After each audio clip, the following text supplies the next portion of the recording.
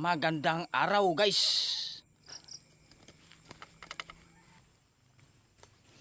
Ito ating fulcrum point guys, or bench marker, century old duhat or lomboy tree. Yan guys, ito ay naputol na guys at ugat lang, ito yung kanyang ugat guys. At ito ang ating bench marker at dito tayo kukuha ng compass direction. Ito na ating compass at compass code guys. At mula rito guys, papuntang south ay mayroong detection. At doon ang ating digging spot. At ang nakalagay doon guys ay iyo sa south, iyo or Buddha. At yun ay medium treasure deposit guys. At ating nasa 12 meters distance, 3 to 12 meters distance. At puntahan natin doon guys ang south alignment. Ito ating natatagpuan sa south guys. Ito ay rectangle shape rock guys. At nabasag na siya guys. At meron siyang dati sa gitna. Meaning guys ay treasure in box cement. Or rectangle or treasure in the spot or on the spot. Treasure on the spot or treasure in box cement. At kunan natin ang detection guys.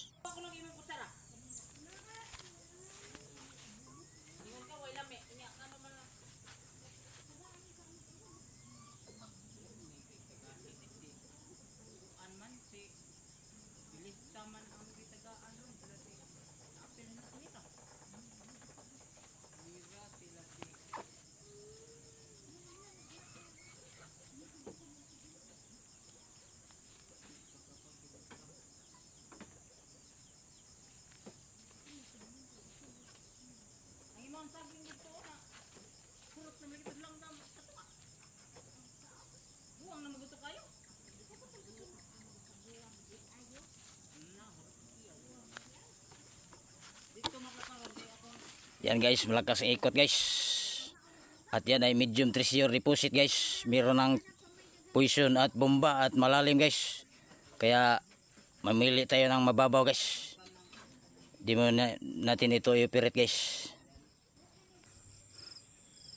Doon tayo sa ating pangalawang digging spot guys. Nasa north 315 degree.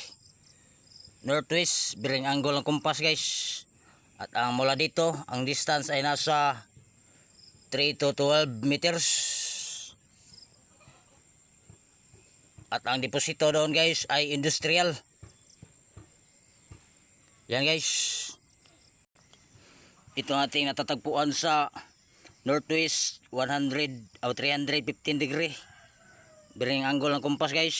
At ito ang ating natatagpuan guys. Dito ating treasure sign, treasure markers, treasure symbols. Ito guys ay parang letter F at maraming slash. Ang meaning guys ay proceed digging, go down. Ibig sabihin atin daw itong hukayin pababa. At kunan natin ang detection guys. Yan guys, klaro-klaro yung kanyang tatak guys or markers.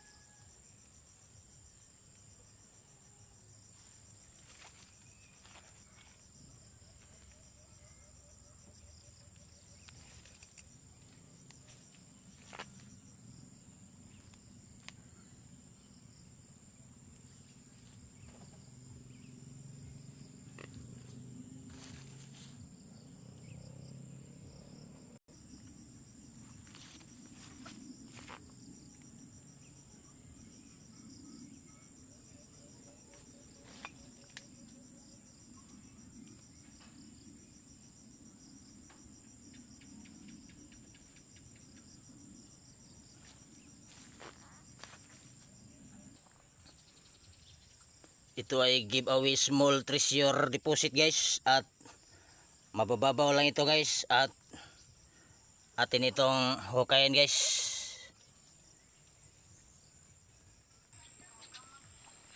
Ito ang ating dowsing equipment guys.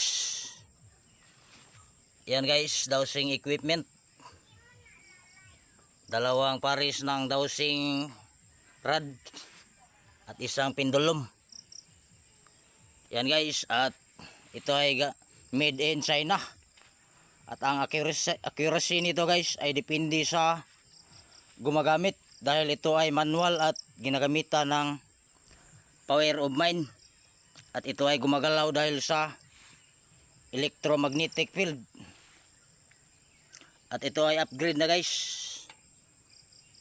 Dito ay mayroon ng power load at anti-decoy. At dito ay mayroong signal booster. Yan guys. Dito tayo sa ating gold guys. Ito ating gold guys. At ito ang ating magnetic rock guys, for decoy treasure deposit. At atin itong i-detect guys.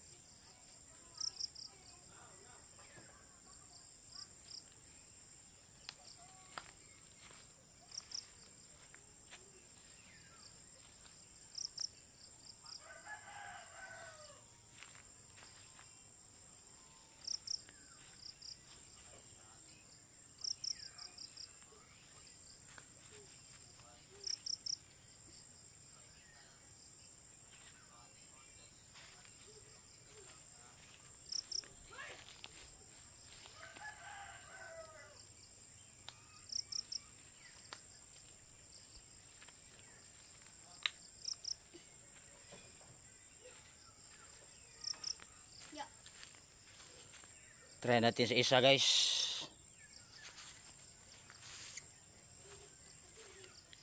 Ito ba ay ikot guys.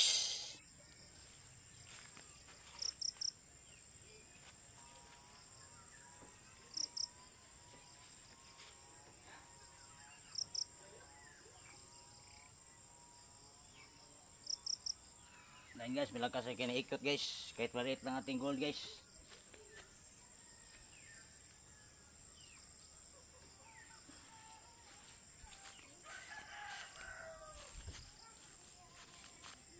Maraming salamat po sa inyong panonood guys.